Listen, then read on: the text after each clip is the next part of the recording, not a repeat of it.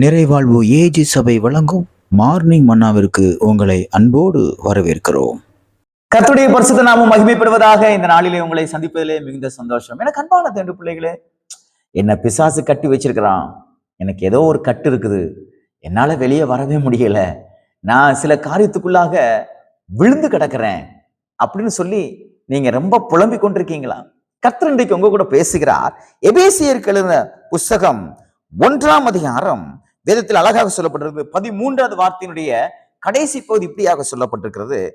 பரிசுத்த ஆவியால் அவருக்குள் முத்திரை போடப்பட்டிருக்கிறீர்கள். நீங்கள் முத்திரை போடப்பட்டீர்கள். கர்த்தர் உங்களை முத்திரை போட்டு வச்சிருக்கிறார். நான் முத்திரைன்னு சொன்ன உடனே கவர்மெண்ட்ல முத்திரை இருக்குது, பிரைவேட்ல முத்திரை இருக்குது, நமக்கு முத்திரை இருக்குது, கைரேகை. இந்த முத்திரை எதை குறிக்கிறது என்றால், இது இவருக்குரியவர், இது இவர்களுக்குரியது. இவர்கள் இருவரும் ஒப்பந்தம் பண்ணி இருக்கிறார்கள். அதுக்கு மேல தேர்ட் பர்சன் அல்லது செகண்ட் பர்சன் உள்ள நுழைய முடியாது. பாருங்க, அந்த முத்திரைக்கு அவ்வளவு பவர் இருக்குது. நீங்க கவர்மெண்ட் போடுற முத்திரைய நீங்க உடைச்சிட்டீங்கன்னா ஆயுள் தண்டனை இருக்குது, சட்டங்கள் பலமா இருக்குது.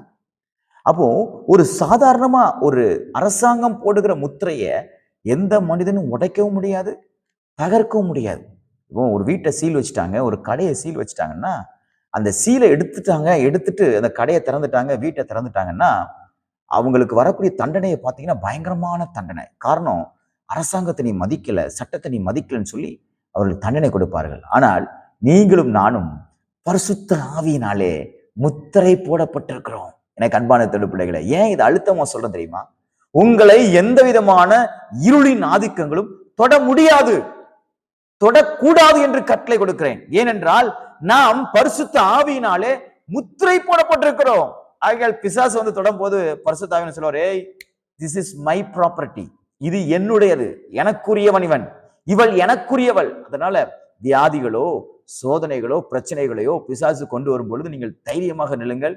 நான் பரிசுத்த ஆவியினாலே முத்திரை போடப்பட்டவன். ஆகையால் என்னை எந்த பிசாசின் வல்லமை தொட முடியாது, எந்த இருளின் ஆதிக்கங்களும் என்னை ஆள முடியாது என்று நீங்கள் தைரியமாக சொல்லுங்கள். காரணம், உங்களை ஒருத்தரும் தொடக்கூடாது என்பதற்காகவே தேவன் உங்களையும் என்னையும் விலைக்கிரயம் கொடுத்து வாங்கியிருக்கிறார், முத்திரை போட்டு வச்சிருக்கிறார். எனக்கு இது முக்கியமானது. எதை முத்திரை போட்டு வைப்பாங்க?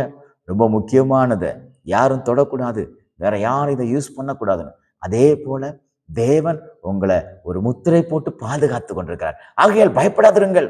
எனக்கு அப்படி வந்துருமோ, இப்படி வந்துருமோ, என்ன இப்படி சாபம் விட்டுட்டாங்களே, எனக்கு அந்த சாபம் பழிச்சிருமோ அப்படின்னு நினைச்சுக்கிட்டே இருந்தா கண்டிப்பா நடக்கும். இப்படி சொல்லணும், நான் பரிசுத்த ஆவியினாலே முத்திரை போடப்பட்டவன். ஆகையால் எந்த சாபங்களும் எனக்கு பழிக்காது. ஆகையால் பிசாசுடைய தந்திரங்களின் வாழ்க்கையை பழிக்காது என்று நீங்கள் இன்றைக்கு அறிக்கையிடுங்கள். இந்த நாள் மற்ற பிசாசுடைய முத்திரைகளை முறித்து பரிசுத்த ஆவியோட முத்திரையை பெற்றுக் கொள்கிற நாளாக தேவன் உங்களுக்கு மாற்றி கொடுப்பாராக. God bless you.